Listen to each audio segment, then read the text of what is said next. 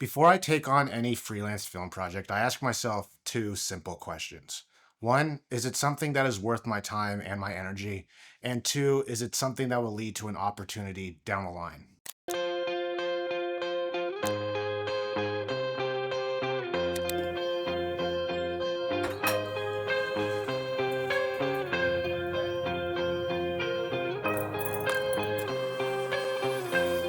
For me, one of the most intimidating parts of being a freelance filmmaker is how you price your work. What I've always found challenging is the balance of figuring out worth and opportunity. Worth is simple. It's years of experience, a solid portfolio, and having the ability to say, these are my rates, and knowing your worth for your rates. Opportunity is a little bit different. Sometimes you know what your worth is, but you're willing to bend a little bit. If it's a good client, if it's a project you're passionate about, or if it's simply a client that doesn't have a huge budget, but you know it'll lead to more work down the road. So let's talk about worth for a little bit. Something that's important when we talk about worth is knowing what your skill set is. A lot of times projects come across your table and it might not be the price you overall want, or you go back and forth a little bit and it might not be the price you want. And you have this idea that you have to take it because one, money is money, and two, because you have this fear of missing out on the project. And sometimes you need to kind of put your foot down and know what your worth is and be able to say no to projects simply because of that. Another thing I've learned is pricing yourself like a company. Early on, I priced myself like an individual. I was someone who has experience producing, shooting, editing, color grading. You have to think of yourself as a production company. You have to think of yourself as every single role, having a rate to that role, and then from there you decide how you're going to disperse that amongst a crew or what you're going to kind of take on internally. And that's something that I've learned a lot going down this process that I really struggled with early on, is knowing that that is okay and knowing that this process isn't a one-man band a lot of times. It's a process that includes a lot of people, and with a lot of people come a lot of different rates for those people and those roles. And then keeping it clear and consistent. This is something else that I've also learned early on. The word full day rate and half day rate get thrown around a lot, but once you figure out what your rate is, make sure you try to stick to that. You can always bend a little bit for the brands you want to work with or the companies you want to work with or the people you're really loyal to, but try to stay consistent to that full day rate and that half day rate. And it makes things a lot more easier, it makes things a lot more streamlined, and people start to understand that, and that's just what they offer you, the day rate or the half day rate. And you don't really have to go back and forth trying to sell your worth in that way.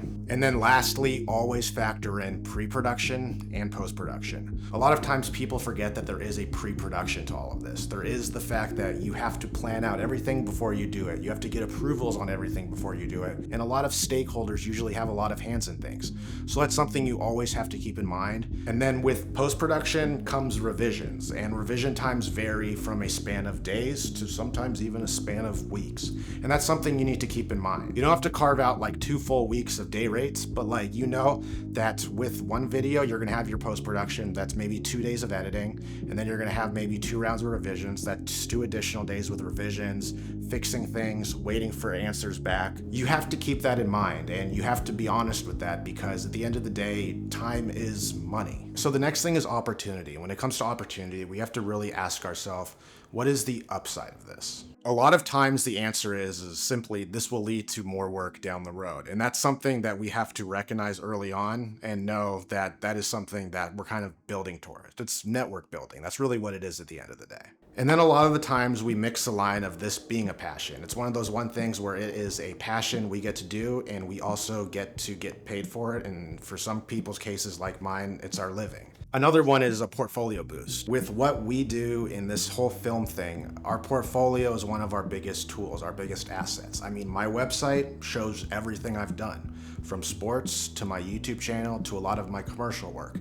It shows all of that. And sometimes you want to just have something on your portfolio and you know that the rate isn't amazing, but you know it's a great portfolio piece, and you kind of have that type of trade-off. And that's something that you have to kind of look into. It goes back to your network. How is your network going to help you later on? And portfolio pieces aren't really any different. There's some people that I like to collaborate with that if they throw a price at me, I'll basically just say yes because I love working with them.